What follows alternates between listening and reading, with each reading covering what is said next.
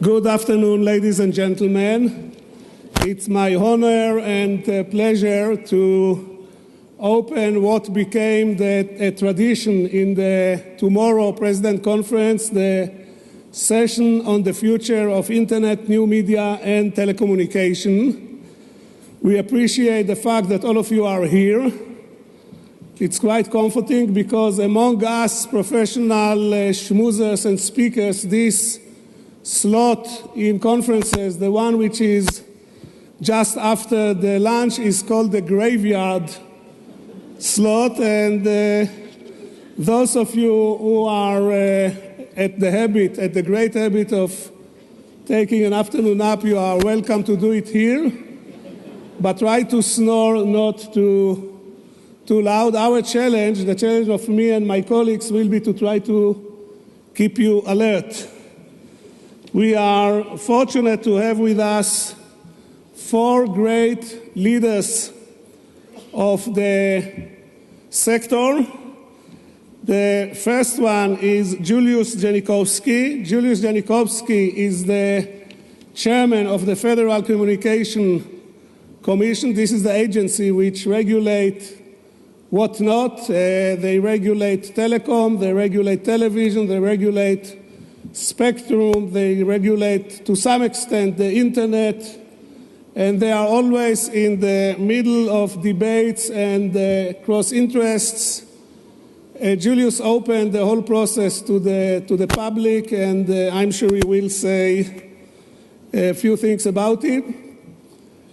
Second, we have our old friend Maurice Levy, who came directly from Cannes. For Maurice, it's the fourth time to appear in this panel. In future panels, he appeared with Sergey Brin, Rupert Murdoch, Matthias Dopfner, Tim Armstrong, Renee Obermann, the bright and the best. He always have a hard job to shine over them, and they always tell me, they were so bright, it was very hard to be better than them. So, Maurice, it's nice to have you here again. Third one is Stéphane Richard. Stéphane Richard is the Chief Executive Officer of France Telecom Orange. What you know as Orange is, in Israel, we know Orange or partner, but Orange is really one of the largest worldwide operators. He told me that they operate now, I think, in 35 countries. 35 countries, and it's quite mind-boggling. And last but not least, another friend, great friend of us, who is visiting Israel and initiated many good things, John Chambers, the chairman, CEO of Cisco. So, ladies and gentlemen, I present to you our four panelists. I would like now to invite them to the podium, and you are allowed to not only to applaud but also to scream, give them the feeling that they are really in the Middle East. To Julius Janikowski.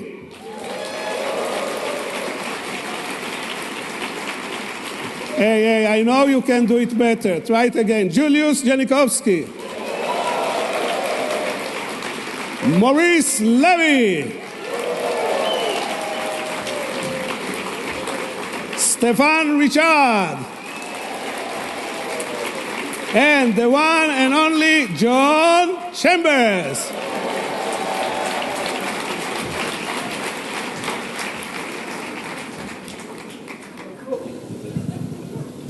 For 2 o'clock in the afternoon, you must admit it was not bad at all. So we got some energy.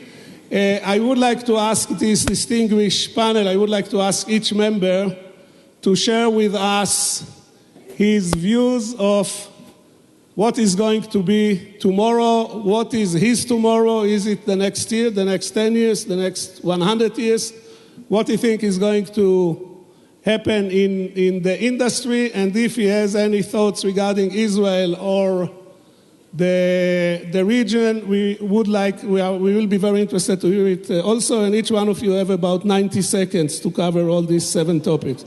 No, you can be a little bit more liberal in the time. So, Julius. Up there. Or you can talk from the microphone, whatever you want. Talk from the podium. Thank you. Thank you very much for that rousing welcome. Yossi, for insisting on it. It's a pleasure to be here. I want to begin by talking briefly about something that happened last week. I am the son of immigrants. I've been a citizen all my life in the United States.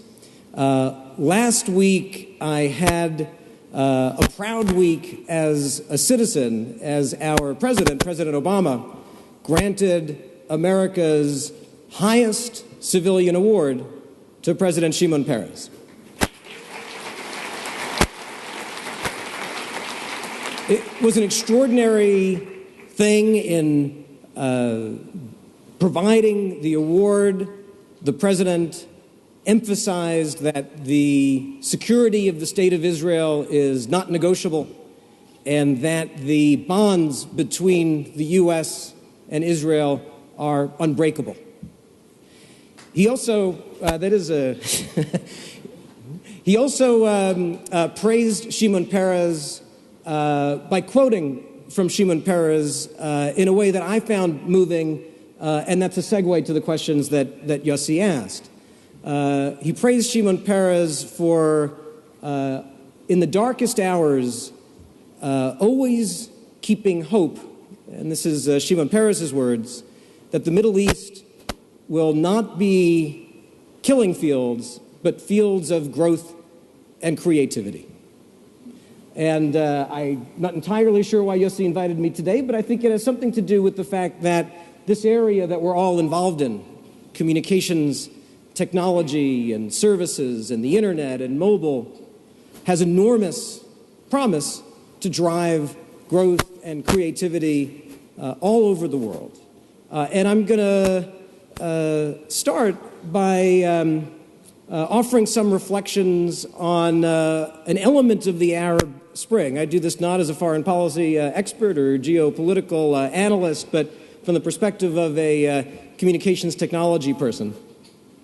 Obviously, it's well known that social media played a profound role in what we saw, for example, in Egypt. During the Arab Spring, of course, one of the things that happened was that the authorities sought to shut down the internet service and mobile service being very important because that was actually the dominant way that people were communicating with each other. Now, when that happened, a lot of people asked, and all over the world, how did they shut down these services? What does that mean? These are all very important questions. I'm not going to discuss them, and it's not the subject of the panel today. But here's a question that fewer people asked, but that's very important.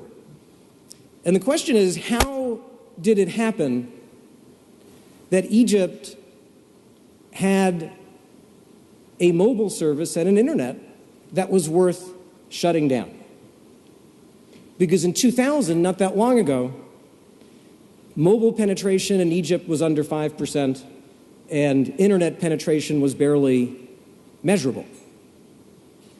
As it happened, by 2004, mobile penetration in Egypt was up to 40%. By 2007, it was up to 70%. By 2011, it was over 90%. The internet during this period went from 0 to about 30%. Well, one of the reasons it happened is because in the few years before 2000, around the world, people agreed in a set of principles to govern communications technology that unleashed the rollout of mobile and other communications infrastructure around the world. And these were principles that included private markets, open markets, competition, the importance of investment, including foreign investment, and a rule of law. And so you saw in countries like Egypt, all of a sudden, several mobile competitors investing in infrastructure and taking the country from the 0% to over 90% with its connections to the Arab Spring. One illustration of the ways in which communications policy and principles in this area can make a very material difference in the world. Now, you may think from this example, oh, Egypt is at 90%. The internet is on track, that we're at the end of the story. I don't think we're at the end of the story at all in terms of communications technology and its transformative impact on everything.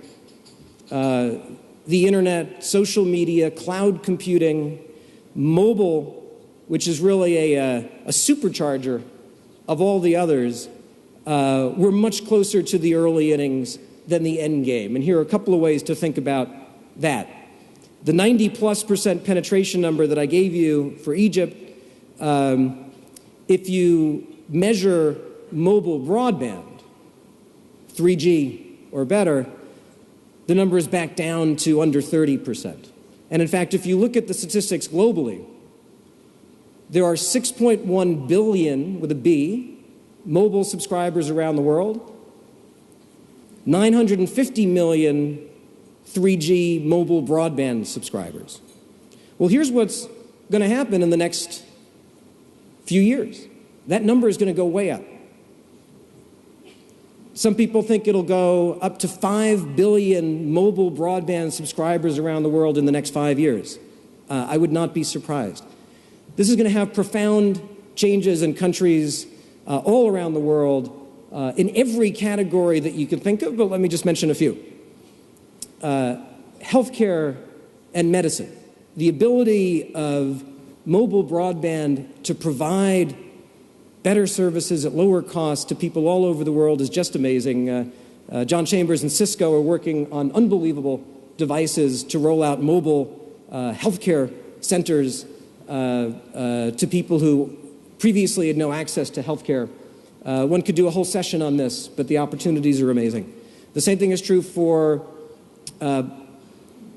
communications technology and education.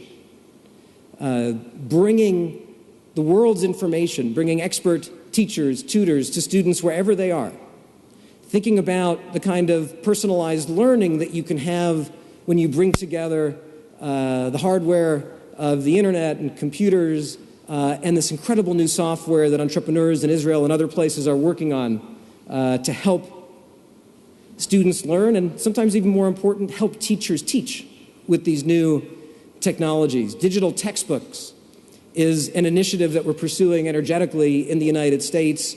I believe it can and should become a global initiative because instead of having out-of-date, heavy backpacks with old textbooks, it's certainly common in the U.S., I wouldn't be surprised if it's common here, you can have one electronic device that has up-to-date materials and interactive materials that help students and, again, help teachers teach. Energy, I could give you examples. I won't take the time now. Public safety. Here's one small thing. You know, in the U.S., I think this is true all over the world, our emergency response system is called 911. You dial 911 if you want an ambulance to respond. Even in the U.S., still today, you cannot send a text to 911. If you take a photo with your smartphone of a crime, you can't send that photo to 911. This is an opportunity. We're just at the beginning of solving this, and in other ways providing advanced communications technologies to our first responders.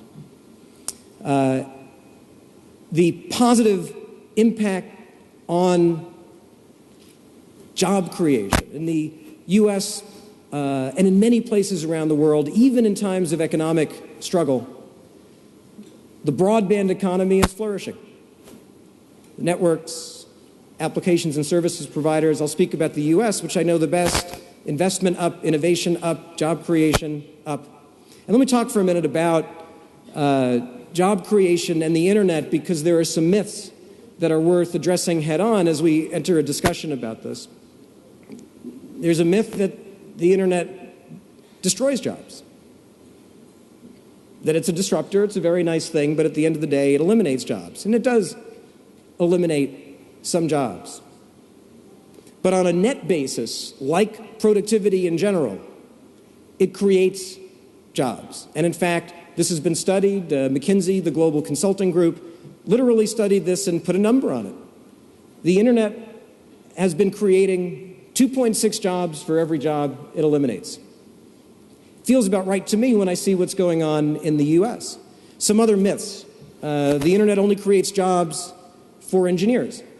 Well, it creates great jobs for engineers, and we need to educate more engineers all over the world. But it's not just engineers. In today's world, the internet is creating jobs for construction workers, for sales people, helping small businesses expand. There's a myth that the internet only creates jobs in certain areas. In the U.S., people might point to Silicon Valley. Well, it creates wonderful jobs in Silicon Valley, and we're so proud of Silicon Valley in the United States and our other tech centers. But the fact is the internet is creating jobs now in the U.S. all over the country. I'll give you one example. There are companies called Groupon and Living Social. Some of you may know about them. They offer discounts to people, including on mobile devices, to help businesses, especially small businesses, attract customers. These are two companies, relatively small in the scheme of things, except that those two countries have created over 10,000 jobs in the last 4 years alone since they were created. Over 10,000. More than half of those jobs are in the United States. Many of the jobs are engineering jobs, but most of the jobs are not. Many jobs are street-level sales jobs, people going into small businesses and saying, hey, we have a product for you that will help you, small business, expand your sales, lower your costs. And small businesses are very excited about it. And in fact, I think we're seeing in the U.S. a revolution around small businesses and the internet. A few years ago, a typical small business owner would have said, the internet, what relevance does it have to me? That's not the case anymore. More and more small businesses are coming to us and saying, hey, we need broadband in our area because we now see how we can use it to expand our profits and hire more people. So I'm bullish on the opportunity of information and communications technology to create jobs, to advance prosperity all over the world, along with social media. And I'll conclude with this. I want to come back to what Shimon Peres said, as President Obama quoted him last week, the hope that we see the Middle East not as killing fields, but as fields of growth and creativity. I think what's underneath that is a belief that prosperity is a key ingredient to peace. And one of the things that motivates me every day in my job in trying to unleash innovation and communications technology for prosperity is that I'm absolutely convinced that it will play a positive role in peace in the Middle East and around the world. Thank you. Thank you, Julius.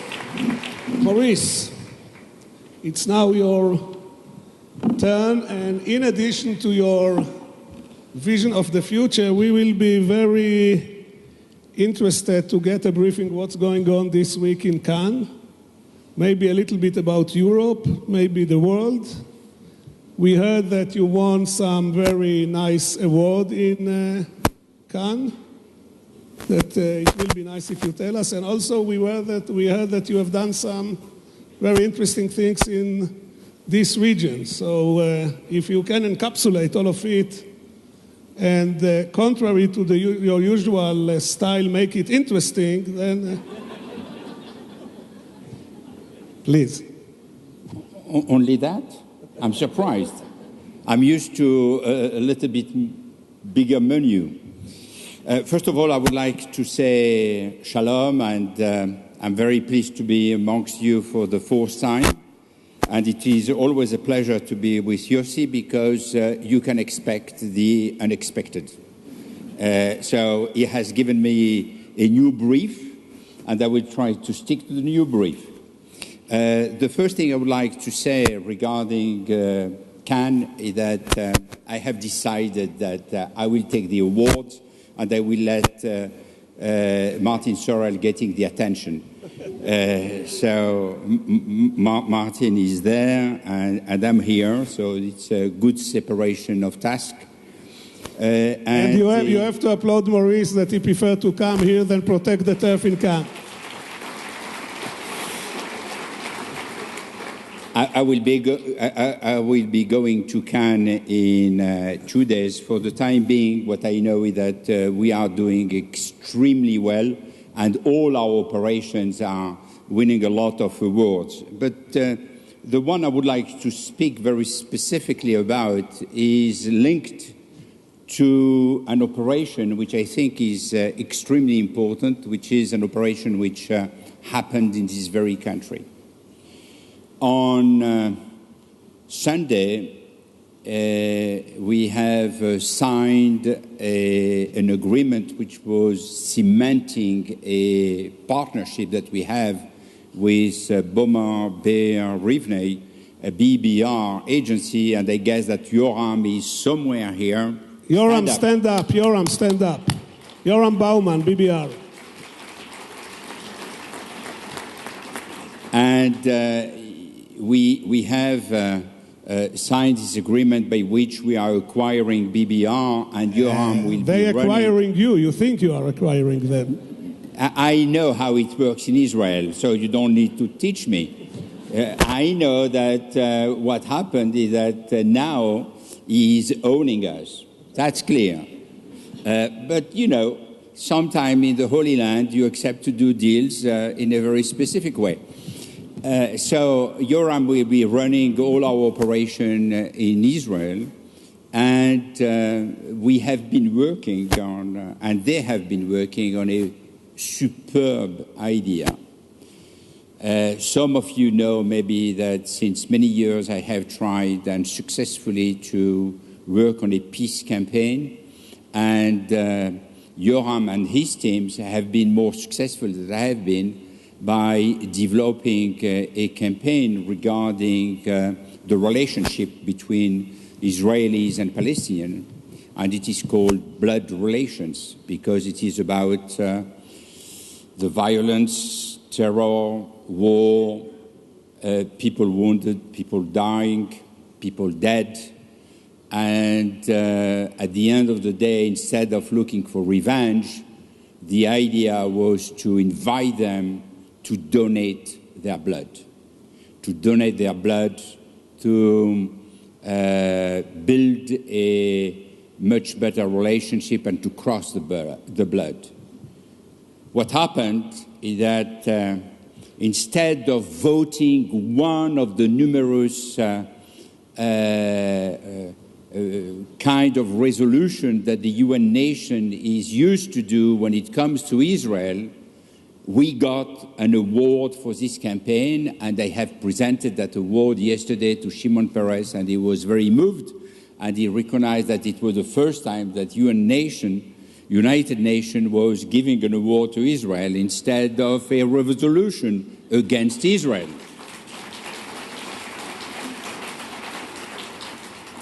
The second thing is that in Cannes, where all the advertising community of the world, something like 20,000 admin, so it's time to take over the operations, are located in Cannes, and there is a very tough juries who are voting for the campaign of each other, and obviously there is more competition than collaboration in this kind of jury.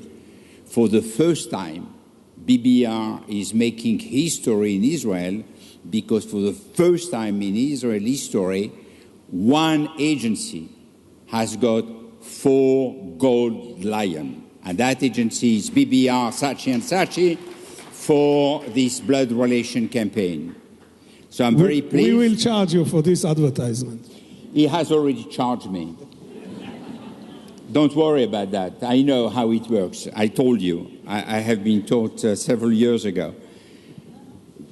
That was Sunday. On Monday, at the invitation of Shimon Peres, and this was, and Yossi may remember that, even though it's at this time of the day, he is a little bit asleep, but it was 2 years ago when we were together at Davos. Shimon Peres suggested that we invest in the Palestinian territories. And it took us time to find the right agency and to negotiate the right deal. And on Monday, I was in Ramallah with Jean-Yves Naori. I don't know if he's in the room. Mr. Naori, stand up, please. Stand up. If he's in the room, he's here. He doesn't dare not to be here. Jean-Yves is the group Chief Operating Officer of Publicis You can give Group. him a warmer welcome. Yes, a much warmer welcome. We were in Ramallah with Bashar Masri, and we visited the agency. It's a small agency, very nice, totally digitized, with a lot of enthusiasm, and we made a presentation in a room which was almost as crowded as this one, with a lot of Palestinian entrepreneurs, and I insisted that this investment was not made because of what I could expect in terms of return, but I was expecting a much higher return, which is a collaboration between Israelis and Palestinians.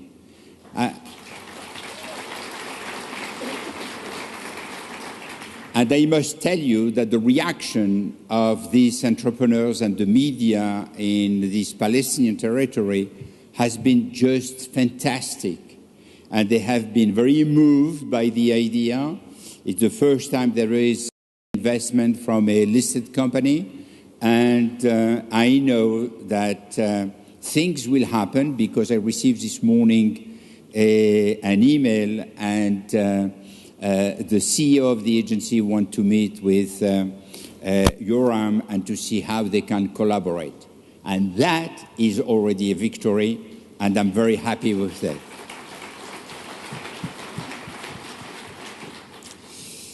Now, if you don't mind, maybe I will speak about the subject. If you insist. No, it's just, I received the brief. I'm trying to stick to the brief, which is what's new in new media.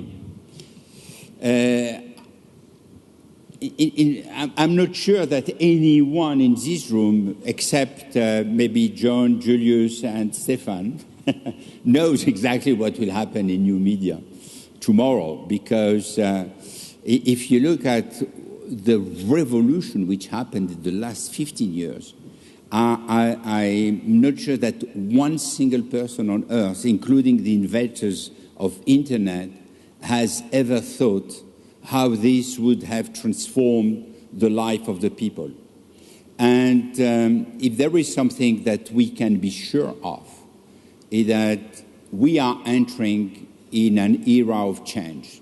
And what will happen is that everything will change. And including what the innovators are inventing, is something which is always used in a way which is going beyond their own imagination. The way people are using internet, mobile communication, the smartphone, or all the devices or platforms which are at their disposal, is not something that has been thought through by the inventors of this platform. It's something which has been simply owned by the people, and they are making their own use of that, and they are changing the world. No one would have thought that the social media, Twitter, Facebook, the SMS, would have fostered the Arab Spring. And when we were discussing with Mark Zuckerberg last year at the G8, and Stefan was there, Yossi also, he explained that they had no idea that this would have happened, and they didn't notice immediately what was going on. And in fact, it's simply that the people are using the tools, and the tools are changed and changing in the hand of the people. That is what we call empowerment. And people are empowered to change the world, and this is what's going on, and this is what will be going on in the future. So don't expect that some inventors, some innovator will tell you this is what will happen tomorrow. It's you and all the people who will be using the tools who will change the world, but the consequences are very important for us. If we think about what happened just recently in the last few years, It's something which is also very interesting in how things are happening. For example, Amazon. Amazon should not have existed. It should have been invented by Walmart or by Target or by somebody else. And the reality is that, in fact, everything is happening outside mainstream. And it's the same for Facebook. Facebook or Google should have been invented by Microsoft, or Facebook should have been invented by Google. And the fact that Facebook or Twitter are invented outside what is new shows clearly that the people who are inventing the future are not necessarily coming from the large established company.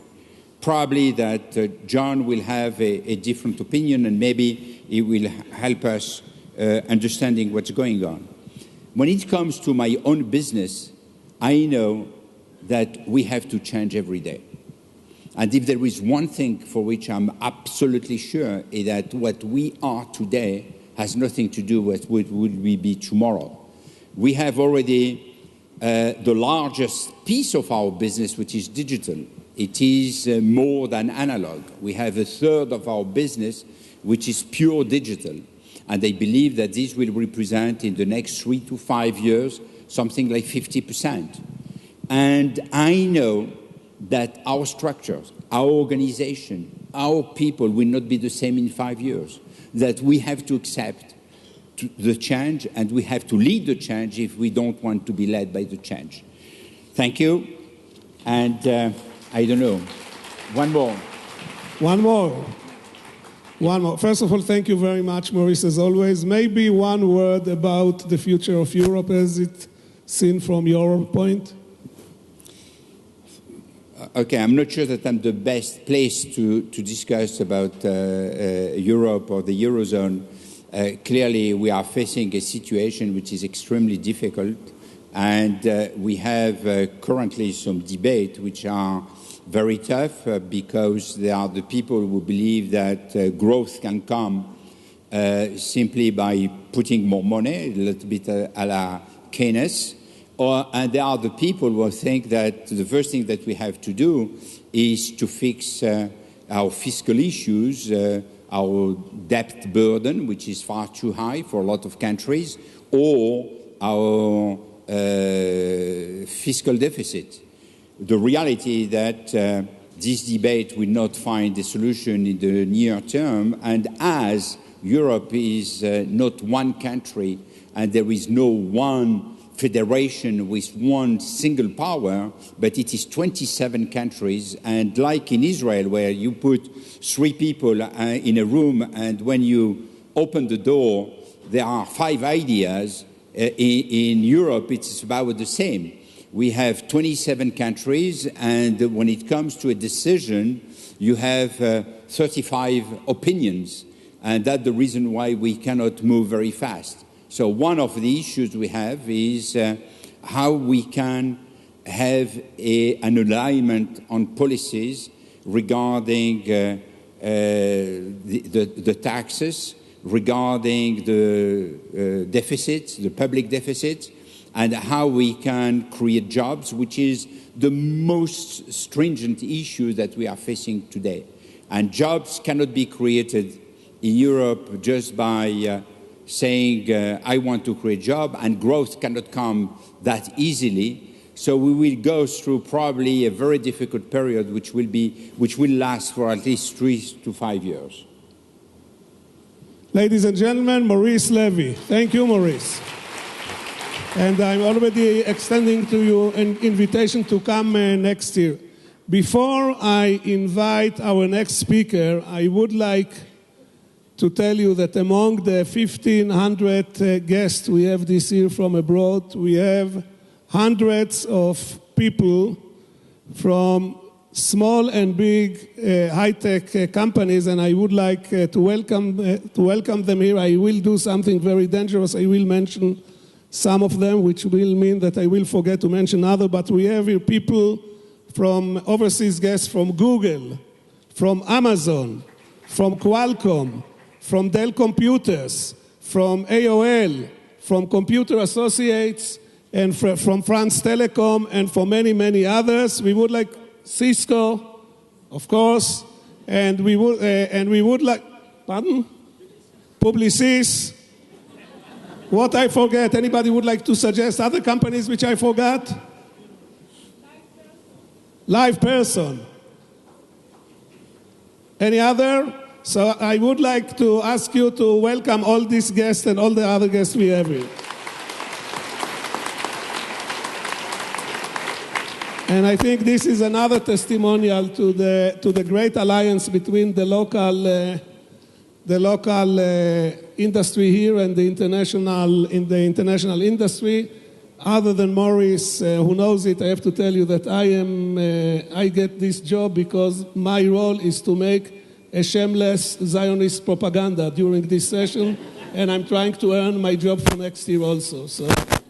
And now, ladies and gentlemen, a gentleman who is in charge of providing cellular and mobile and access to people in 35 countries. What is the total population in these 35 countries? Just invent a number. 1 billion people at least, and you have to know that 73% of all the numbers cited in conferences are invented on the spot. So, ladies and gentlemen, Stéphane Richard.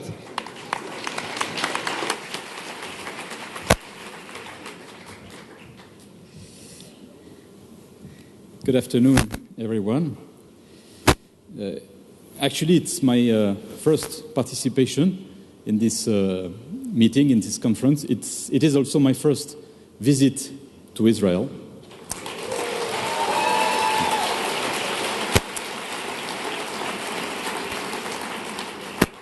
I must tell you that I had been told that Israel was a very warm country in any sense of this word, but also a land for innovation and for the vision of the future with a lot of dynamism of energy.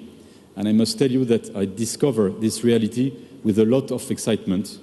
It's only my first visit, but I am really fascinated by what I see here in this country, of course in my industry, but also among all the people that I meet.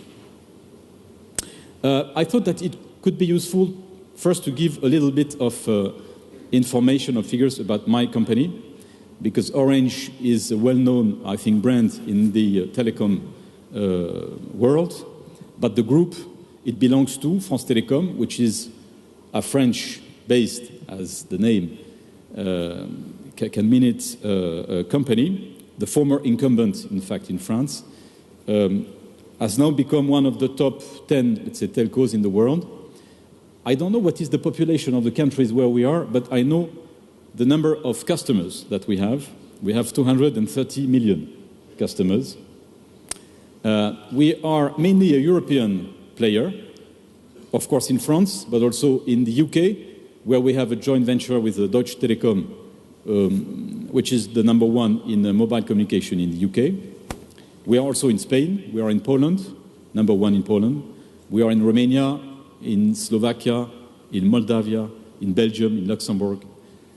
And we are also in Africa and in the Middle East. In fact, we are one of the largest players in the telco industry in Africa. We are in 21 countries in Africa. We have 70 million users, customers in Africa. We are number one in Egypt with Mobilil.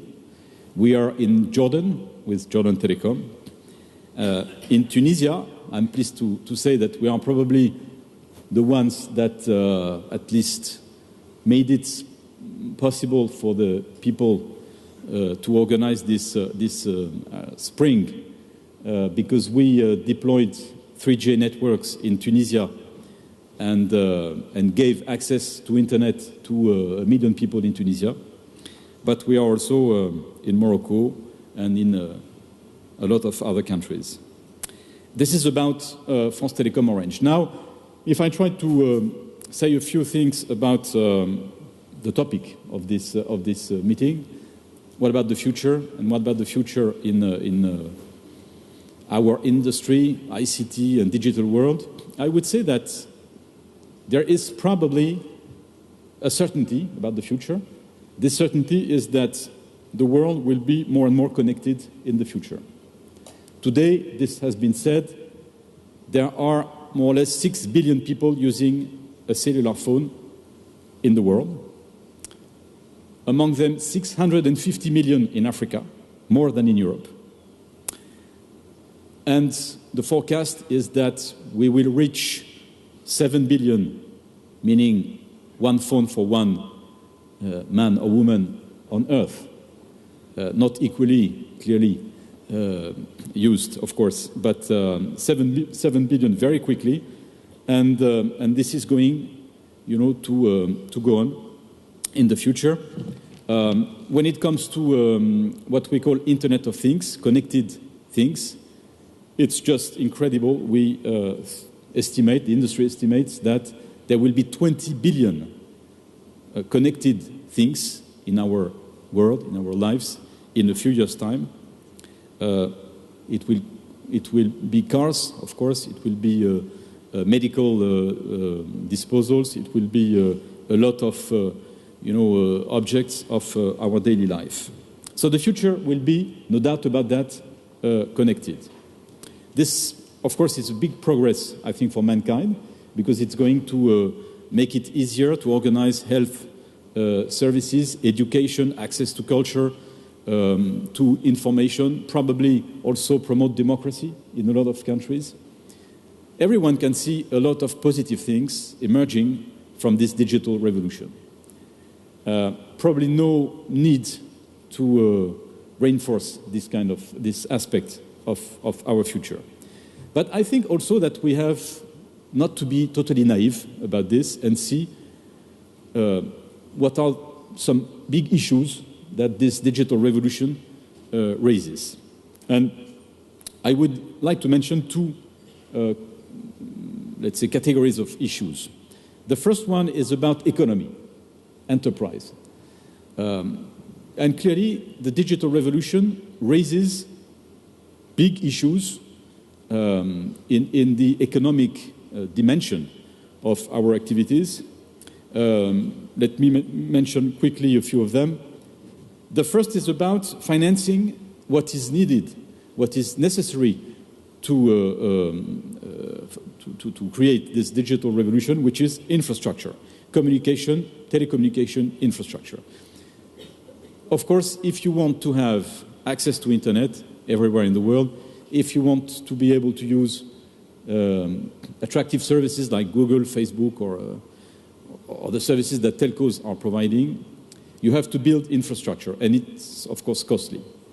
And as more and more people use mobile broadband and fixed broadband, you need to invest more and more in networks and in infrastructures. This is the telcos' jobs. And this is probably what the world expects from ourselves, the telcos, to invest massively in the networks. The problem is that to be able to do it, we have also, of course, to get the revenues, the financing that is absolutely necessary to make it become a reality. And this is a problem because we have regulation, we have a tough regulation, especially in Europe. I will not comment about the US, which is still a kind of El Dorado for the telco industry. But Europe is definitely today under a very constraining regulation, which makes it difficult for the telcos to invest. And also we have to find some new ways to get revenues in order to be able to finance those investments.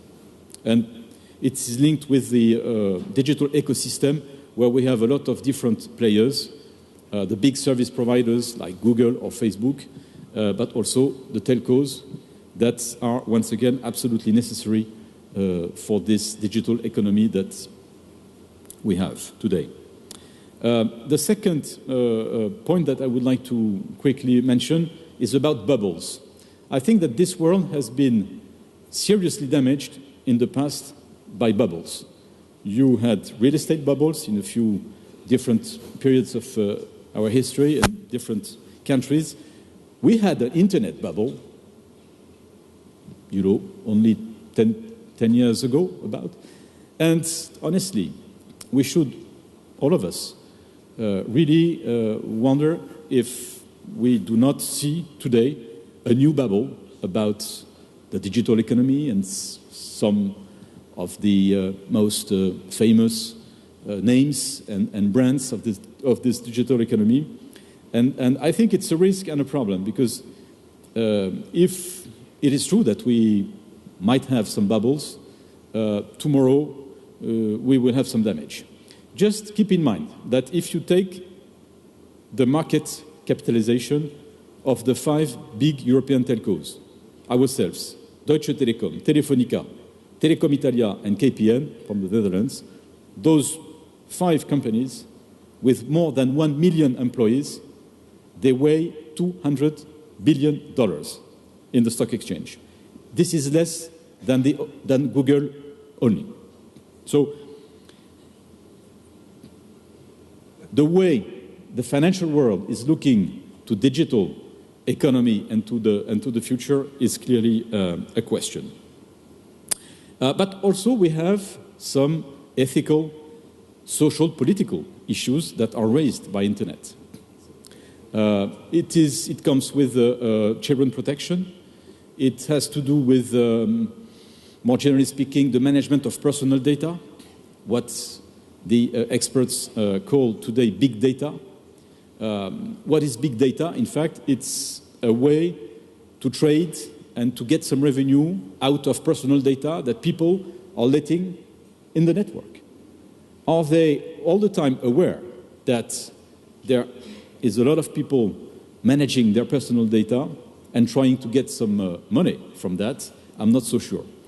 And to be honest, I think that not only dictators are anxious from time to time about internet, but also parents with young kids, security services about criminality, and so on. So that's why I think that the world should also take into account those dimensions of the future digital world that we will have, because it's not only positive things, it's not only a progress for mankind, it's also a lot of issues.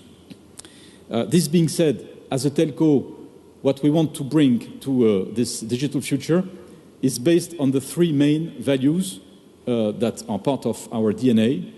The first one is that we want to promote an open world for our customers and also for innovation.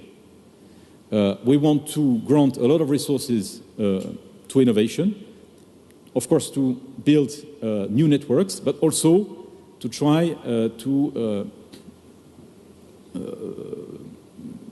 finance and to be present in service innovation, for instance, through venture investment and venture funds. And I'm pleased to tell you that with my friend Maurice, Orange and Publicis together have decided to create a venture fund, I think one of the largest players that we will have in this industry, and that the very first investment of this fund, Orange Publicis, will be here in Israel, where we are going to fund we are going to fund a very nice startup called MyThings, which is absolutely fascinating, and we are very pleased to be one of the partners of this startup. Anybody from MyThings is in the audience? Stand up if there is anybody here. You can applaud them even in absentee. So, open world. An open world to us is a very, very important value that we want to defend, because there are obviously players that are trying to build a more closed, privatized conception of internet. The second point is interoperable. As a telco, we have, I think, France Telecom has brought to the world something which is absolutely essential today, which is the GSM. The GSM, which is the world standard for cellular communication, has been invented in our labs together with the German team. So it's a Franco-German association from Deutsche Telekom and France Telecom. And this is based on a very simple principle, which is interoperability, meaning that everyone can communicate with another, with someone in the world, regardless of his device, his operator, and the place where it is. And the third point is about security. I think that this world requires, and the digital world requires, more and more security for companies, but also for individuals regarding the protection of personal data. Thank you very much. This is it. Stefan, and we will get back to you shortly. Thank you very much. Before we continue, one question to Maurice, speaking about GSM.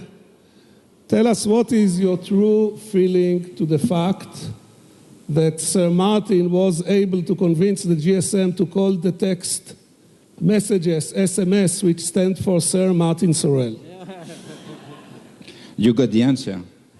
It's about short messages. No, that's not.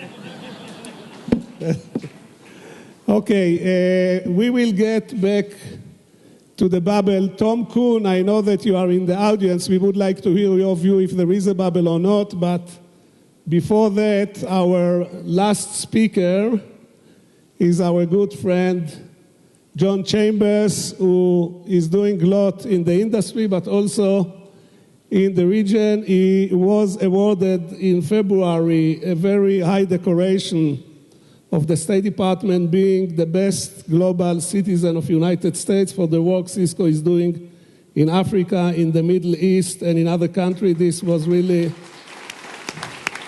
And we are very proud that some Israelis are involved in this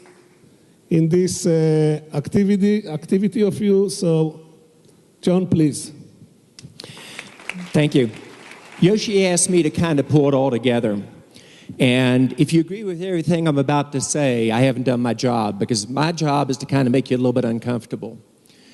There's never been the speed of market transitions going on that we see in the global economy today.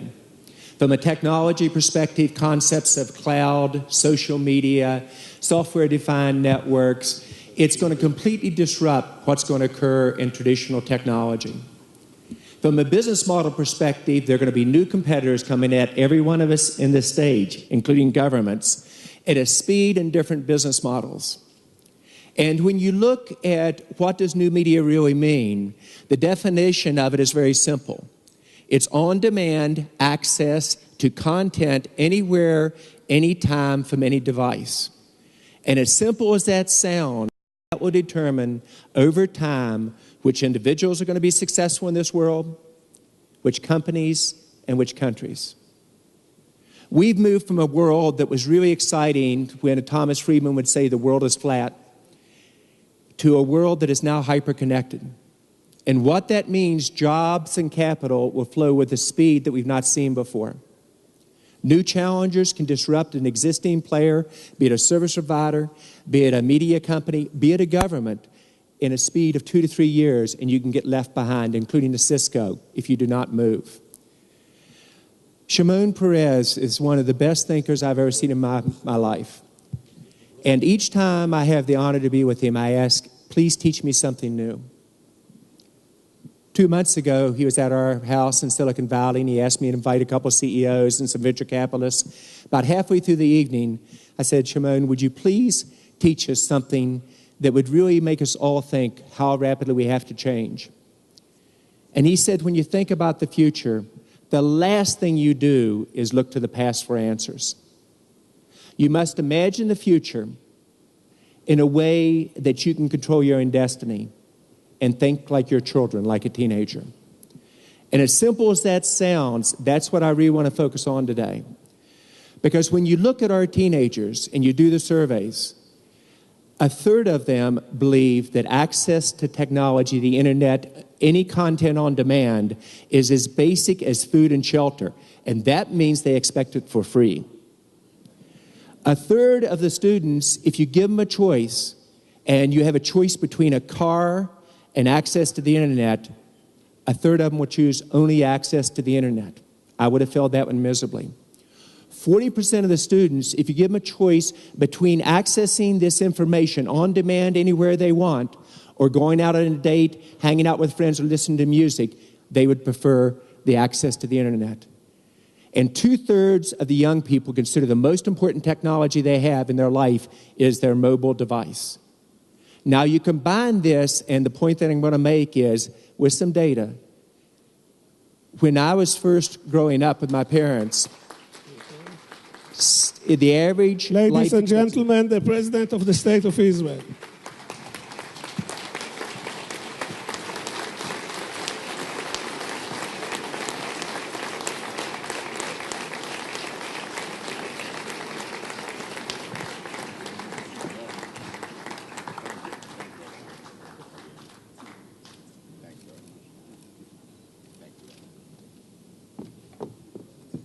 John, just 1 minute. Sure. I would like just to introduce the rest of the panel. Mr. Perez, in addition to your friend, Mr. Chambers, we have on the panel Julius Janikowski, the chairman of the FCC, Maurice Levy, whom you know very well, and Stéphane Richard, the CEO of France Telecom Orange, who just told us that their venture fund made an investment in Israel. Mr. Chambers, please. Thank you. Mr. President, I was just quoting how you taught all of us in Silicon Valley about thinking of the future and thinking like a teenager. And as you think about the statistics I just shared with you, understand that the majority of the companies we faced as competitors just 20 years ago are almost all gone. 15 years ago, there's one left. From 10 years ago, 3 or 4. And the same thing could happen to us if we don't dramatically reinvent ourselves around these new concepts that will change the way the world works, lives, learns, and plays. To give you an idea, my granddaughter, when she has an iPad in front of her, who was 2 years old when we first started really using it, she can go from screen to screen with visual understanding at a speed that her parents cannot keep up with. And it is all about learning with new technology that will completely change their lives. The ability to understand what that means to us as businesses is very key. Because it isn't that she's particularly unique as a 2-year-old. That's what all 2-year-olds can do if you put them in front of this type of device. It's how that's going to change our world. It's how governments who do not understand the implication of what that means from a regulatory point of view, from a service provider point of view, from a content point of view, and a creativity of getting the population to pull together will get left behind. This morning, I had the unique opportunity to be with 60 high-tech leaders from the Palestinian territories. 4 years ago, we funded with a $15 million investment the ability to think about how do you really bring high-tech to create jobs in a country that badly needs a middle class, a territory that badly needs a middle class. And in a period of just 4 years, by working together jointly with Israeli engineers, with Palestinian territory engineers, with our engineers from San Jose and India, in this new form of access to content anywhere from any device, the speed of innovation has changed. And in this environment, their GDP, dependent upon high-tech, has moved from less than 1% to 5% in 4 years. It transforms countries. Now, you can say that's nice for an emerging country, but the point that I'm making now is that, as Maurice said very well, as Stéphane said very well, and Julius did it gently from the regulatory perspective, countries who do not get their act together to position this for the future will get left behind. I've had the honor of the last couple of days to meet with the Prime Minister here, to meet with the Ministries of Defense, of Communications, of where we're going to go in terms of industry and trade and labor. And the ability of the government leaders here, which, Shimon, I think you've represented so well for so many years, to be an entrepreneurial nation, to think what is possible, and to understand these trends in terms of the new media will change every aspect and pull it together for what it means for every citizen, what it means for healthcare, what it means for education, how you take the top nation in the world per capita in startups and technology and take it not to the next level, but to the next generation, is key upon how the regulatory boards work together. Simple things such as, if you will, how you're going to do the summaries in terms of a national broadband policy, how you're going to charge, if you will, different levels in terms of charges to your customers, the ability to how you change frequencies. And while that sounds like tech talk, that determines the infrastructure for a country. It's the ability to capture these changes, to realize they will affect each one of us. And that if we, as an average person, an average company, or a country, does not change, we will get surpassed at a rapid speed. If you want to know where this is going, look to your children. Think like that 13-year-old. Imagine what is possible. And that's really what new media is all about, Yoshi. It's the ability to completely transform everything. The challenge with it is it's going to be happening at a speed and with implications I think we're just beginning to grasp. Thank you very much. Thank you. Thank you, John. Mr. President, as usual, which it became a tradition, if you have anything on your mind regarding the future of new media, we will give you a chance to ask this distinguished panel. But before that, I would like to pick on Mr. Richard's comment regarding the bubble, which I think is very interesting one. And Tom Kuhn, are you here? Tom, if you are here, would you please come forward? I'm interested to hear your view. Tom is... Pardon? Tom, are you willing to come?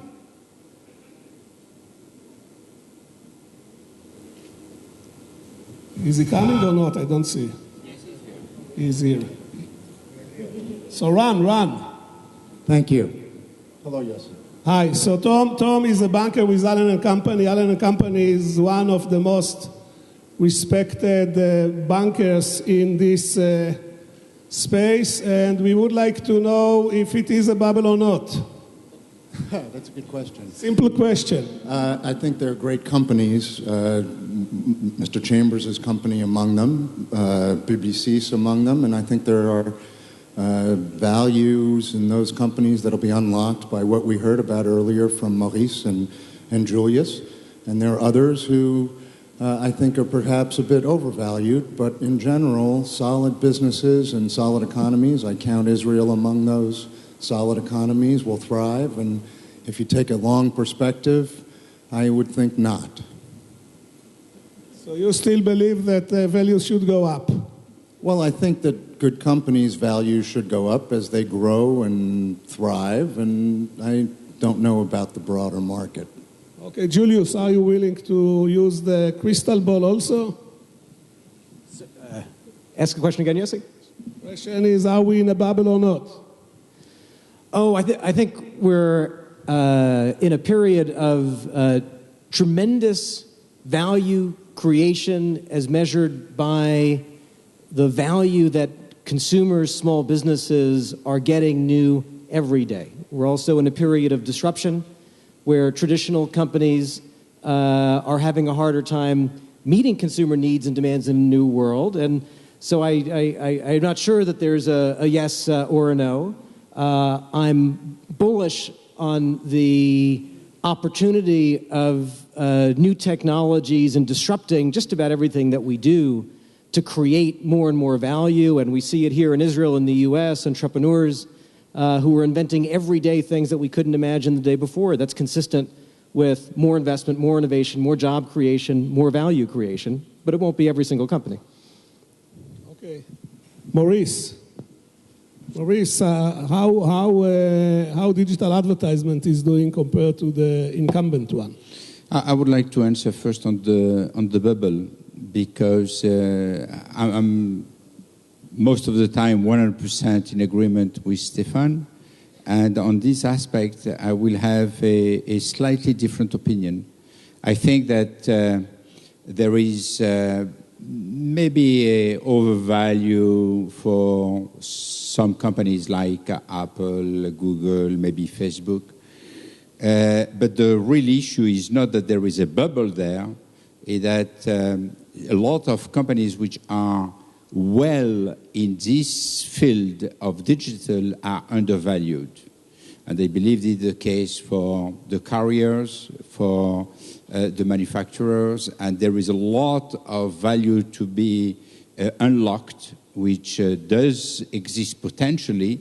And I'm very confident that we will see in the future the stock price of these companies going up. So I'm much more concerned by the fact that there is a deflation of the value of these companies rather than an inflation of the other ones. You are hopeless optimist, as we say. No, I'm what I am, optimistic. You know what is the difference between optimist and pessimist? I know the definition of President Perez, that they are born the same way, they die the same way, but they live differently. N'est-ce pas? You are a good student. Mr. President, do you want to use your prerogative and ask the panel about the future of media something? You have a microphone? You see, what do you want me to make a question or make a speech? You are the boss, you do whatever you want. You are now the boss, not me. We will call you to the stage in a few minutes, but right now... Okay, so I shall wait for the few minutes. Okay.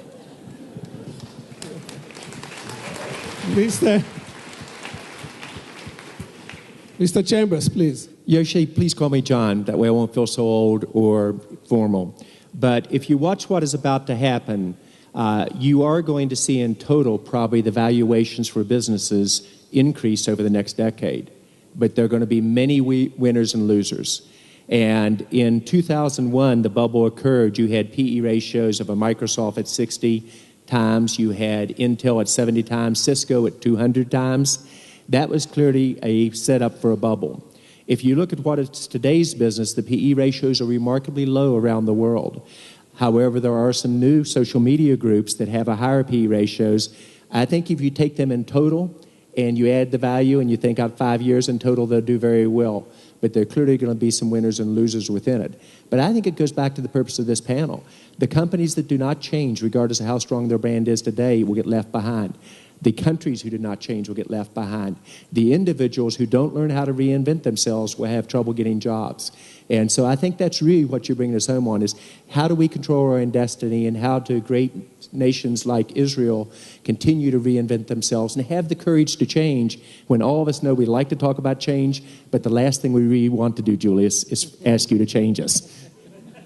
Thank you. John, you heard yesterday and today the enormous growth in bandwidth and data consumption that everybody is speaking about, including earlier during this session. And all of us are counting on you to roll out the routers, which will enable to do all this huge traffic. Will you be able to roll out all these routers? I have something in this question, but I'm interested to... Sure. Where Yoshi's leading me is if you look at the bandwidth requirements, they aren't going to increase by 100% per year like the statistics say. They're going to increase by 4 to 5 to 600% a year. In a country with 7 million people like Israel, you will have more than 7 million TV stations. Each person won't have their own Facebook page. They'll have their own TV station. They'll have their kids' soccer games on that. They'll communicate with their colleagues on different communities of interest, etc. What that means is the concept of the internet is going to have to grow equally as exponentially as fast. So 8 years ago, we introduced a high-end router that could do do 1 billion phone calls. And that was when the majority of loads on networks were often voice, and the monetary model was there as well.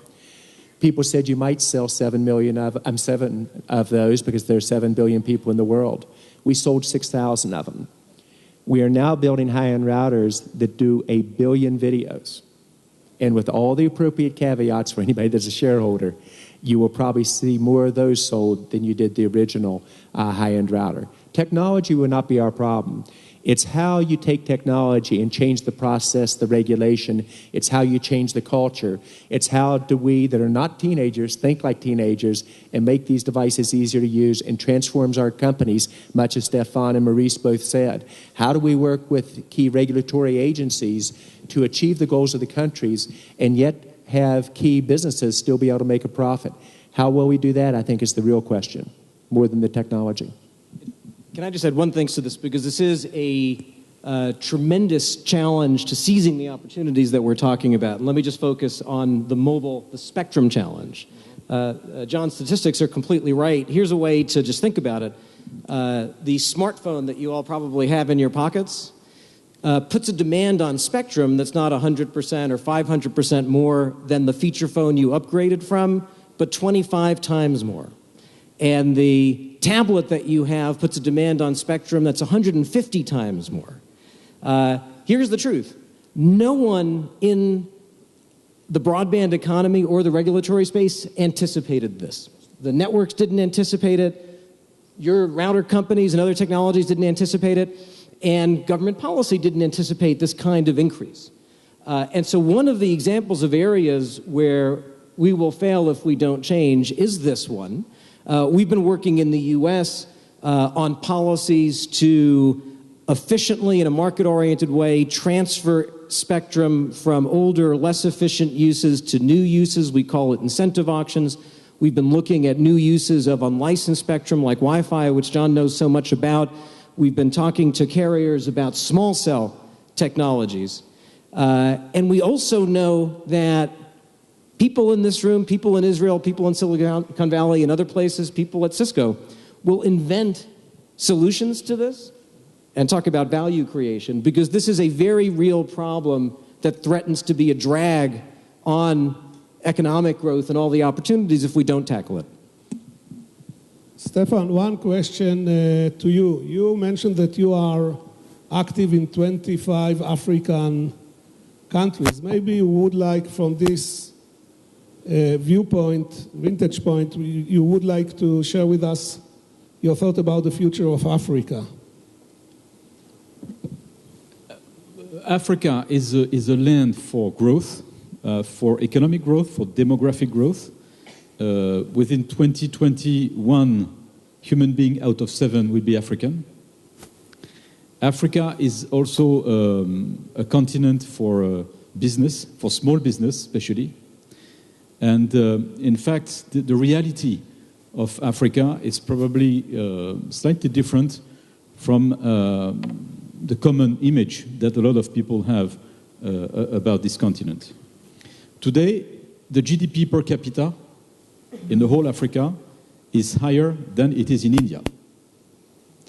Of course, Africa is also a land of contrast. You have 2 big countries, South Africa and Nigeria, that stand for more or less 30% of the total GDP. You have very impressive gaps and contrasts between very poor countries and very dynamic countries. But as in the whole, Africa is, for our industry, clearly one of the last, I would say, areas of real growth in our industry. Now, it is also a continent where fixed networks are very poor, which probably explains that the wireless communication, mobile, has known a tremendous success. I mentioned this figure of 650 million Africans using a cellular phone. And what is also interesting is that Africa, for our industry, is also a land for innovation. I would mention maybe the most spectacular of it, which is mobile banking. As you know, the bank penetration of the banking system in Africa is still low. You have an average of 10% of people having a bank account. And in fact, it's really opened the way for operators like we are in Africa to offer to our customers banking services based on their mobile phone. And it is very successful. Today we have more than 4 million users for our Orange Money services. It's a very simple to use service that in fact enable people to pay invoices for power, for water, for instance, or even to be paid for their wage, or to do also transfers to their families. This is an example of something new, because it's very difficult for us to implement this kind of new services in Europe, because banks are very powerful and it's more complicated. But in Africa, clearly, there is a real appetite for this kind of innovations. And probably a part of the future in the telecom industry will come also from Africa, from emerging countries, generally speaking.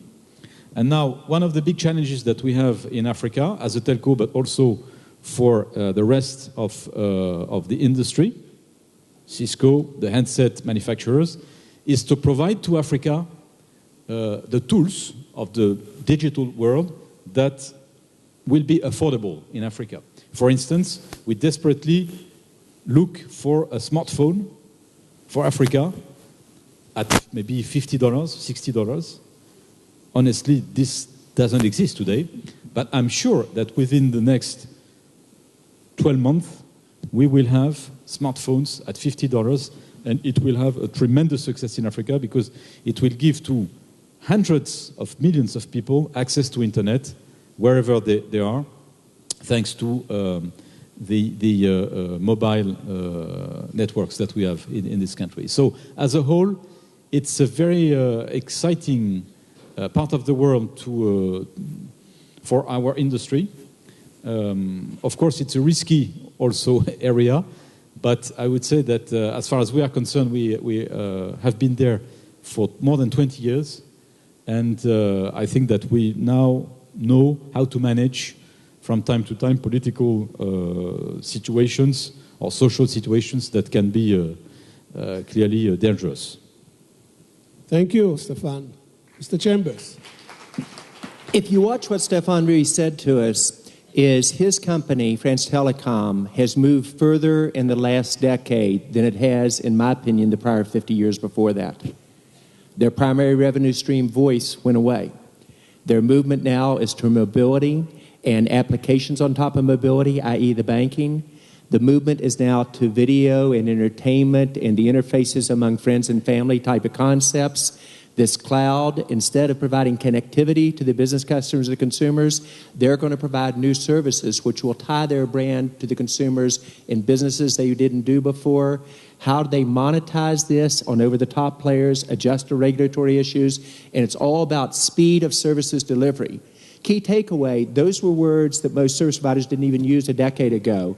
And the service providers who survive will do that remarkably well with this new media type of capability. Would that be a fair comment in summary? Thank you, John. I must say one thing, John, you are really frustrating me. We are friends, right? We can talk openly, nobody here. Okay, I didn't mean to do so, but I've got to ask you about your suspenders. You want me to tell them about the suspenders? These suspenders, my wife bought me because of John Chambers, because I attended an event of him and I was about to face a very embarrassing situation, which I'm not going to go into it. True? John, you talk about the young guys, the young guys, the young guys, the young guys. What about Dr. Ruth and myself? You know, we are not young guys anymore. Well, what it says is that I think our children, our young people, are very creative, very empowered, but they're chaotic. I think our generation has the ability to focus this in a constructive way, to do it in a detailed type of plan, and it's really the combination of the two that make for great countries or great companies. And so I think we have a good future. Okay, thank you. And last word before we move to our last part of this session, which will begin in like 2 minutes, is to our great friend Maurice Levy. How would you like to wrap up this session? To wrap it, I honestly don't know. The only thing I'm pretty sure about, not only this session, but what has been said, and when you listen to everyone, is that everything for the future will be about change. And it is clear that it is not only one word. We should not think, okay, it's just a kind of word. It is an attitude, it is a behavior. It is also something which is very difficult because we are used to a few reflexes, and we have some instinct, and we are deciding very often based on our instinct, and we have to understand that this is no longer valid.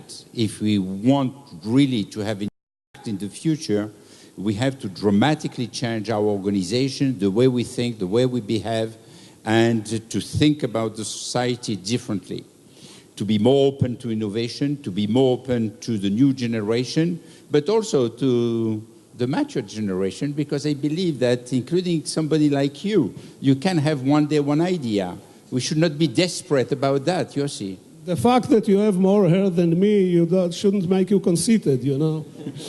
So that is what I would like for me to take out from what I have learned today, from John, from Julius, from Stefan. I think that really the future will be about change.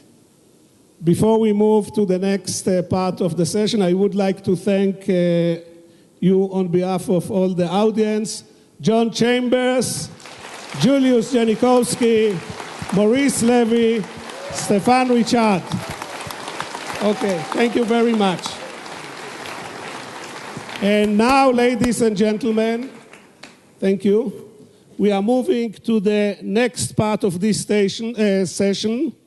In a minute, I'm going to invite President Perez. Before that, I would like to tell you what it's about. We are now doing a session to mention the expansion of a program which President Perez and John Chambers spearheaded, called Mantec. And let me tell you about Mantec. Mantec was conceived by President Perez and John Chambers in February 2011 in order to deal with a very sour problem, and this is the integration of Arab Israelis into the high-tech sector.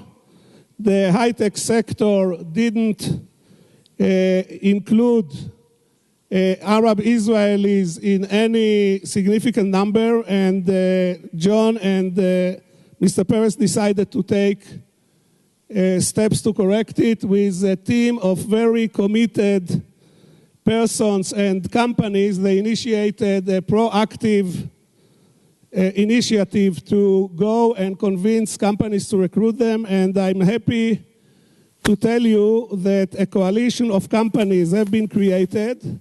The partners to this initiative are the Office of the President, Cisco, which was the main funder of the program, Manpower, who is taking care of the recruitment and the placement of the people, Kav Mashve, which is an NGO, which Dovi Lautman established to integrate Arab Israelis in the economy, and over 22 Israeli high-tech companies which are recruiting Arab Israelis. And so far, the initiative was able to to offer jobs to hundreds and hundreds of these very capable and good high-tech people. I would like to mention the names of the companies who are participating in this initiative. I would like to ask the employees and the staff of each company, which I mentioned, to stand up in the crowd, stay in the crowd, and at the end of it, we will show them our appreciation. Cisco, Google, IBM, Intel, HP, Microsoft, Checkpoint, Computer Associates, Amdocs, NICE, please stand up, all the people, Babcom, EMC, ECI, Galil Software, Mellanox, Matrix, Tower, Sandix, LivePerson, SAP, Qualitest, Manpower. Ladies and gentlemen, these are the partners to Mantec.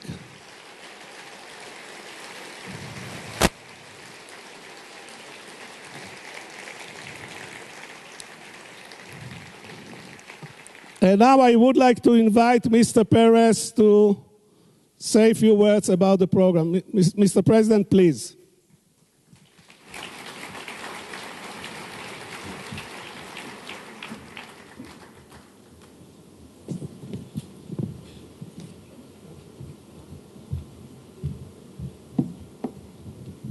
Thank you, Yossi.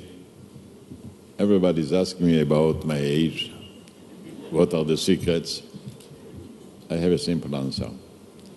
Everybody can be as young as his dreams.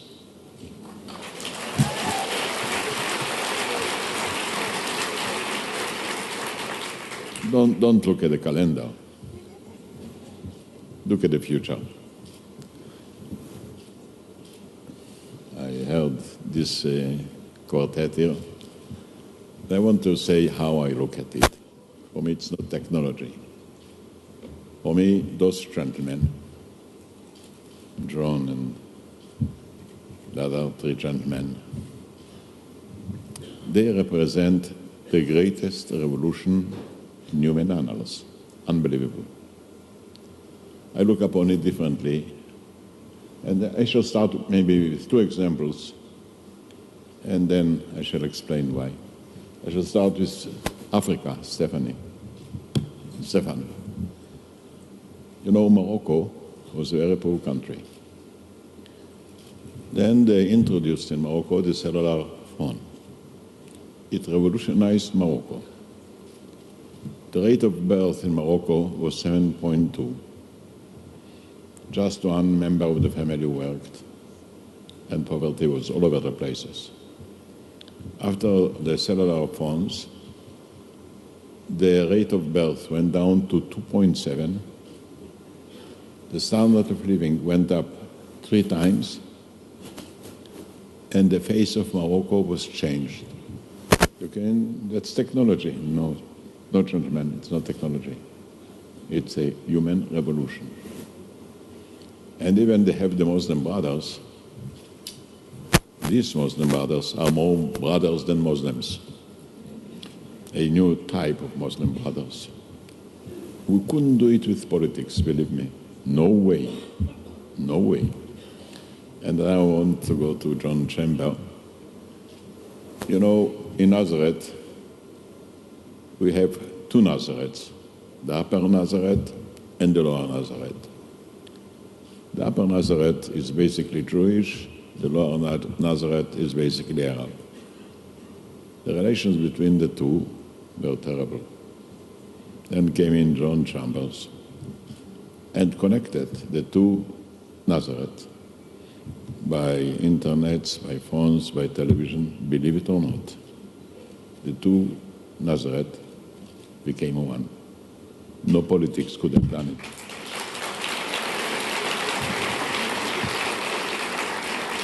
Now, why do I want to reveal a secret, and maybe I'm wrong, maybe I'm right, but that's the way I think.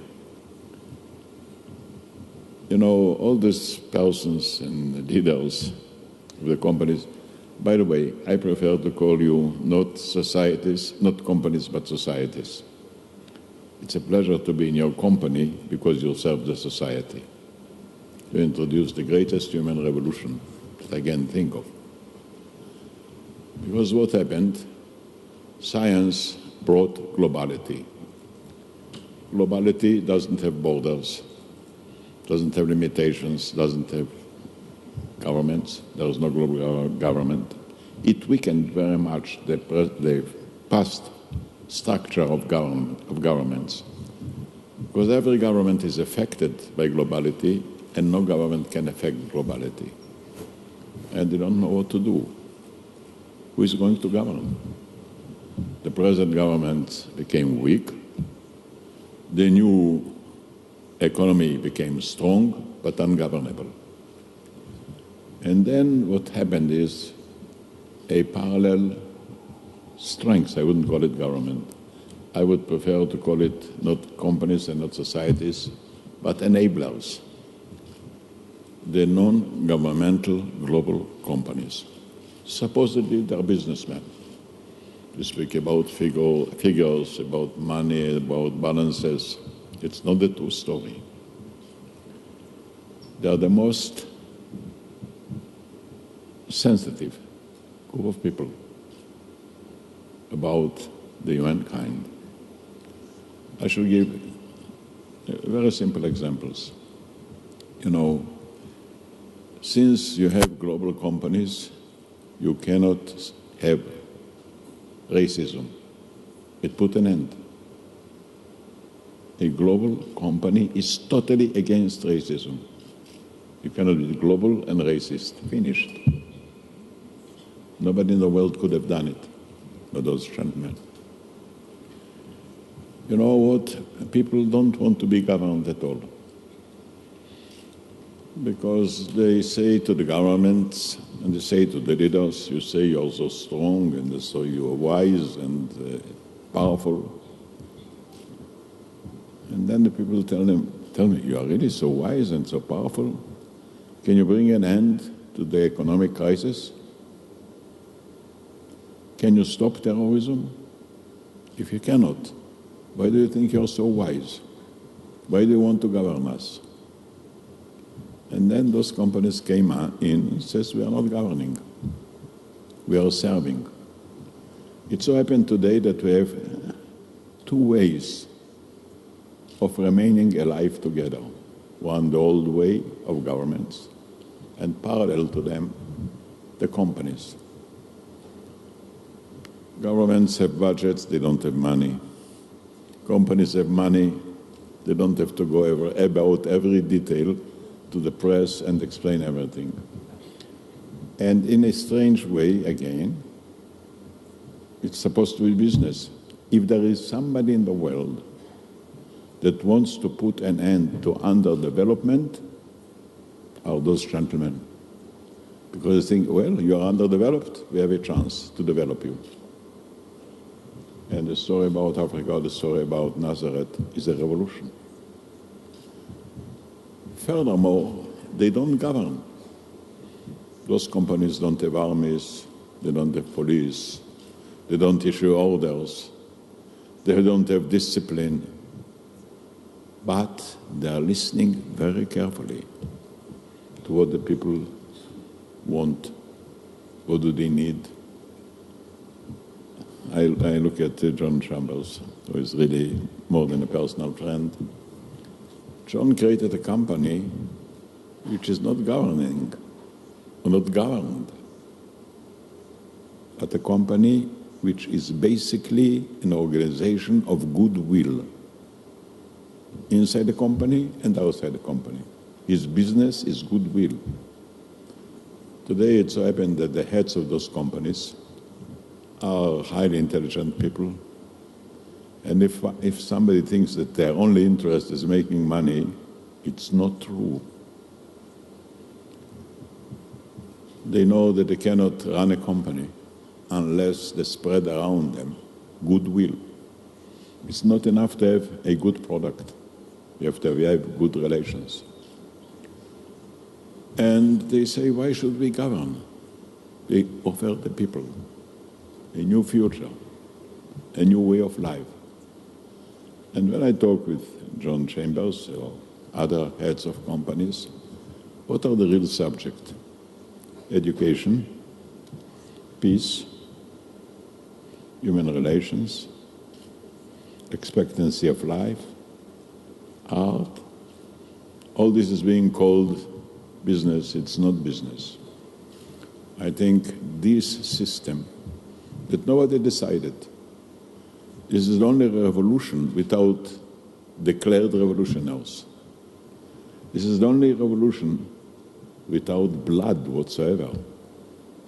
This is the only revolution without coercion. And this is the greatest revolution in history and the most successful one. You are really changing our life. You are enabling our children to dream, to think. Today I believe a boy or a girl at the age of 13 or 14 are grown-up men, ready-made. They are better informed. They have their own language. You know, we are divided not only by nations, but by languages. There was an attempt to have Esperanto an international language, it failed. Now we have one, the digital language.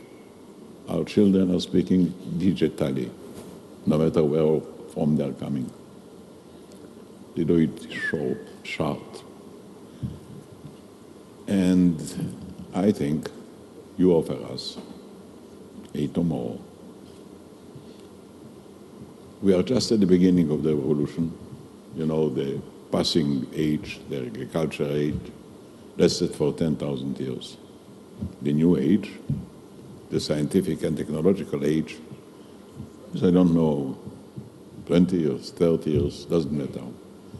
In the 20 or 30 years, humanity achieved more than in 10,000 years, even in the domain of agriculture. And they are revealing things, you know, when we were children, we admired telescopes. We would like to see the moon, the stars. Well, finally, technology enables us to go to the moon. It was a disappointment. What is there on the moon? Nothing. Those gentlemen said it's wrong to use a microscope, a telescope, better use a microscope. Go inside the human being and you will discover treasures of capabilities, of goodwill, of choices. And we are just at the beginning of it. We have the relations between Jewish people and Arab people in Israel are very complicated. By law, we don't have the right to discriminate anybody. But in fact, the Arabs feel discriminated. Why? Because the Jewish population is in a better shape, makes more money, smaller family, the two parents are working, the young children are being educated. And how to overcome it? We weren't born to govern. Clearly, we weren't born to discriminate. Clearly, we weren't born to kill each other. It's crazy. And there comes a man from far away, John Chambers. And he says, well, let me try to handle it. And the organization we are talking about is opening up the ports of high-tech for the Arab workers. There are 60,000 Arab academicians. Many of them were unemployed. Now the companies open the doors and are employed. And we're also investing to build high-tech at them. No government, no policy could do it. You did it. The companies that were just mentioned. Is that business? I'm not sure. And the companies, not only that, they don't want to appear as profiteering from the poor people. What they really want is to be judged by enriching the poor people, the discriminated people. And now this is the way really to pave peace. Yesterday, John was in the Palestinian area, and he met with 60 of their leaders in a totally different atmosphere. So we have to look at it, the wider look. I was in America for the first time in my life in 1951. I thought I'm coming to a country which is hard-headed, businesslike, counting the pennies, the dollars. And I was so disappointed because I discovered that America is more sentimental than capitalistic. America is a country that made her greatness by giving, not by taking. And by giving, you have a return, which is more important than just profit. When I think about the Marshall Plan, you know, the Americans donated to Europe a quarter of their GNP to a broken Europe. Can you imagine anybody else taking a quarter of their GNP and donating to a broken continent? And all over the world, now you're in Africa. You call it business, it's not business. It's a profound human change. And I know that you are very sensitive to the way you are being judged, and rightly so. It's called a capitalistic country, America, but Buffett, who is apparently a capitalist, gave back all his money. So why did he have to make money? He made money, so he'll have to give. And many companies do it. So it's a deep meaning, and we are at the beginning of a revolution, and the first bloodless revolution, and the first ungoverning strengths, but enabling people to escape poverty and discrimination, and eventually to govern themselves. The minute we shall enter the brain, and we shall know what makes us happy or unhappy, I'm sure that every person will use his brain to choose the happiness, the positive part of life, the sunny part of life. I say it in a joke almost. When did civilization start? When the mirror arrived. Until then, people didn't comb their hair, didn't cut their nails. You have a mirror, everybody is washing himself every morning. Is there a dictator that forces us to wash? The minute we know that when we wash ourselves we become clean, everybody wants to be clean. The minute we shall know some of the secrets of the brains and we shall be able to make a choice, I'm sure the world will be changed without blood. And the innovation and the imagination, it's an ongoing revolution, because what are those gentlemen and those companies do? Everything which exists is not good enough, is not great enough, is not generous enough, is not connecting enough, is not serving enough. And they are every time revolutioning, but without claiming that we are your bosses. Today a leader shouldn't stand on the top. A leader must go ahead. A leader shouldn't try to govern. A leader should help people to become the governors of themselves. So this is the philosophy as I see it. And you know what? It works. It's greater than the French Revolution. It's greater than the Russian Revolution. The Russian Revolution cost a lot of life. Millions of people were killed by the communists. Liberty was taken away from them. Russia was mobilized to submit to these Bolshevik or communist ideas. And finally, it's a failure. Did any of you kill anybody? Did anyone try to take away the liberty of somebody else? And this is the first unfailing revolution in social terms. So I'm sorry I'm not talking about technology, because technology is the mean. The goal is the human being. And I look with admiration upon the heads of those companies, because they are trying not only not to govern others, but in their own companies, in their own societies.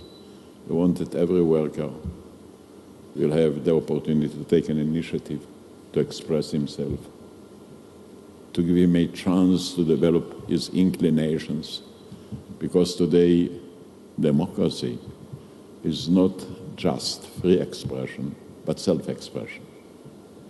Free expression is a little bit theoretic. A man takes a microphone and goes around the world and speaks. It's theoretic.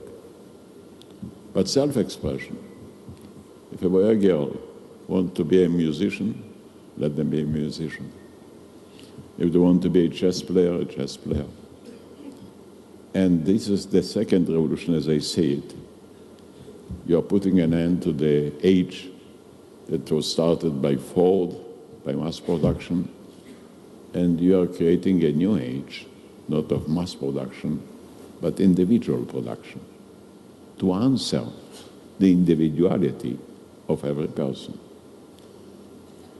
You are creating a world which was never as global as it is today, and never as individual as it is today. Economy is global, science is individual. And you are now creating a great reform. All these apparatus, the instruments, the developments are serving an unannounced philosophy, and with the idea, let facts speak on our behalf. And the facts are revolutionary. That's the reason why I found in John Chambers a philosopher, not just a manager. And I know he's thinking in philosophical terms about peace and education and friendliness and goodwill and enabling people to live free and prosperous. For me, it is an occasion to thank you for bringing a new light to a world which is so worried about darkness. You're enlightening our life. Thank you very much.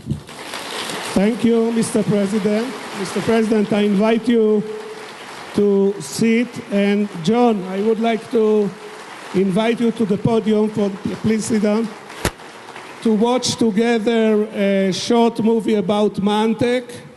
And later on we will be interested to hear your view. So here is Mantec for those who are not familiar with it.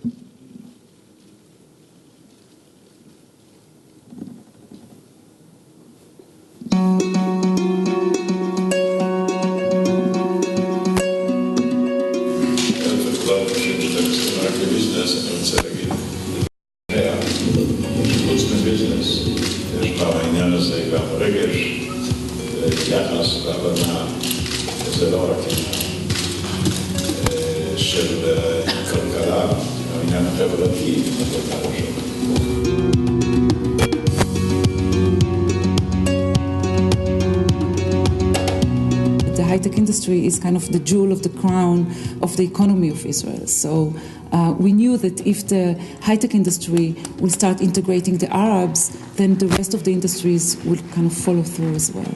I like sitting here. It's really nice. I'm from Nazareth. I'm an only child. My mother has all parents wanted me to be a doctor. I learned computer science as my second year. That's my future. People hear that they can't find a job in this industry, so they take a step backwards. We know that the Israeli Arabs are about 20% of the population. We found out that in the high-tech industry they are less than 0.5%. What we try to do is to bridge the gap between these two cultures and to get the Arab academic candidate a fair chance.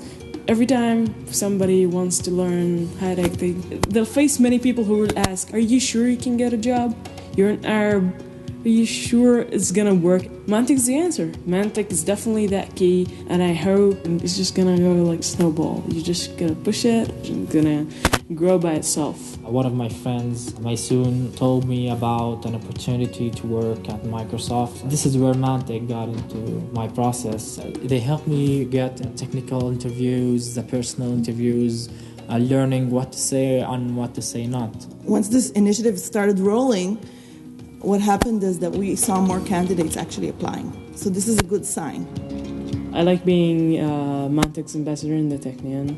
My role is to contact Arab students who's looking for a job, to let them know about the project, what we do. They send me their resumes and I pass it on. We just open the door for them and it's up to them. Usually we tend to hire the people that look like us, that think like us, and Mantec gave us the platform to hire a diverse candidate. At Microsoft, I'm enjoying my time right now. I'm getting to know people. It is really a pleasure for me to work there. We are operating about 1.5 years, and we already managed to bring 270 jobs. Through the Mantec initiative, we can showcase the power of cooperation to actually spearhead and create social change. I would really like to thank the President Perez for supporting this project, also the CEO of Cisco. I hope they continue to give their support because the population really needs this to improve and show the skills that we have. أحسن إشي في الدنيا. They're proud.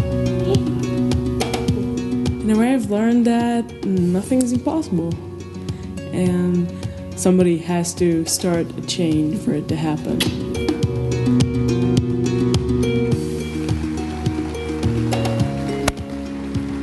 Thank you very much. What a heartwarming video. Mr. Chambers. Mr. President, it's an honor to be here today, and I'm usually not at a loss for words, but you were very, very kind to us. I want to challenge all of us in the room because I think there's one thing that high tech can do together that no country can do, and that is we can truly change the world. And there'll be different ones of us lead at different times. It might be an Intel one time, a Microsoft, an HP, a Checkpoint, startups, venture capitalists. We have an opportunity to show the rest of the world what we can do together with a government that really gets it and citizens who really get it.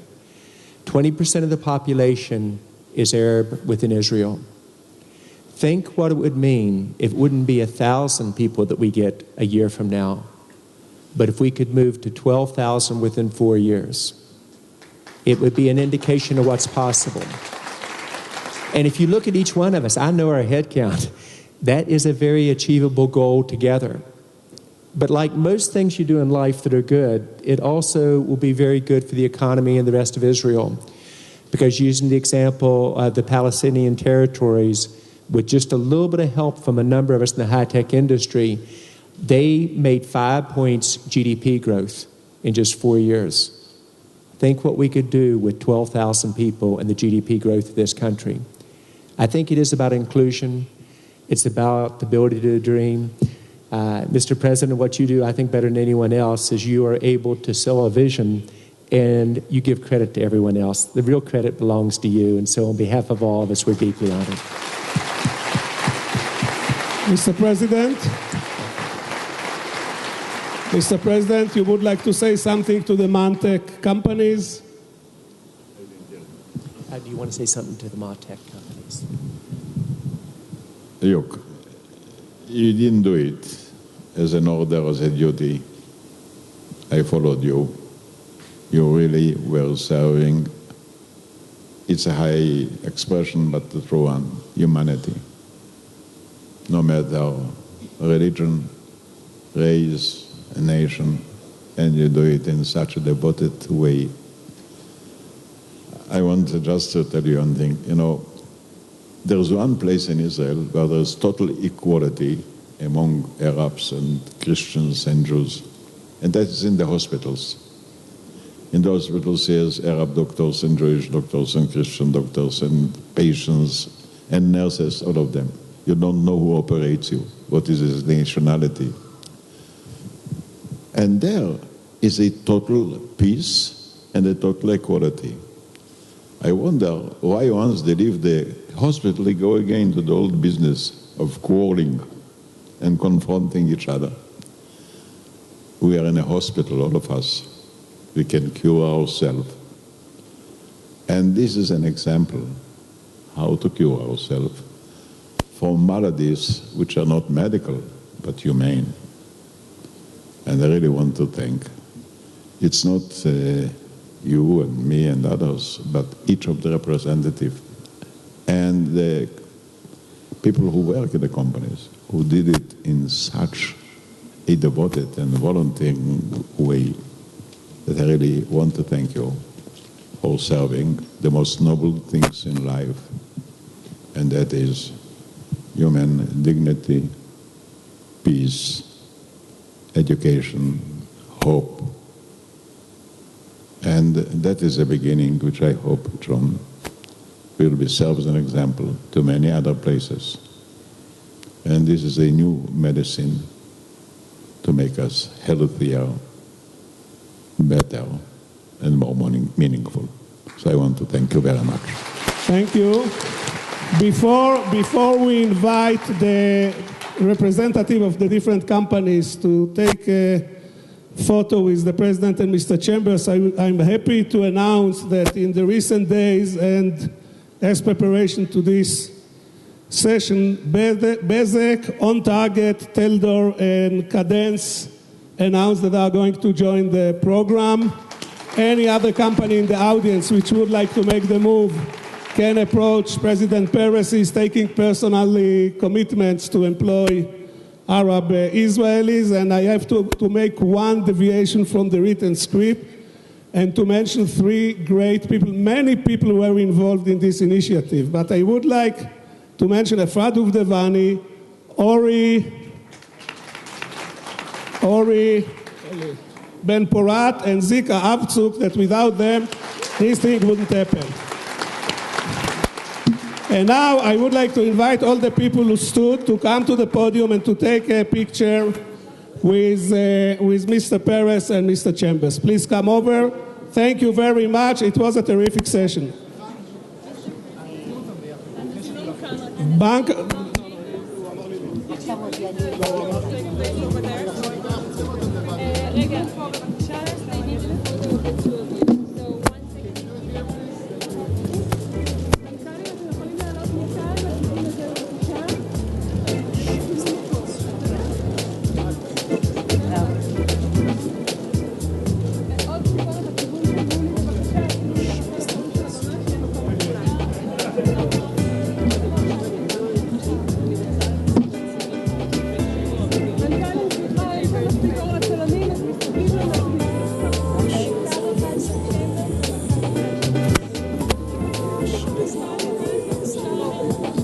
Je me baladais sur l'avenue, le cœur ouvert en l'inconnu. J'avais envie de dire bonjour à n'importe qui. N'importe qui, ce fut toi. Je t'ai dit n'importe quoi. Il suffisait de te parler pour t'apprivoiser.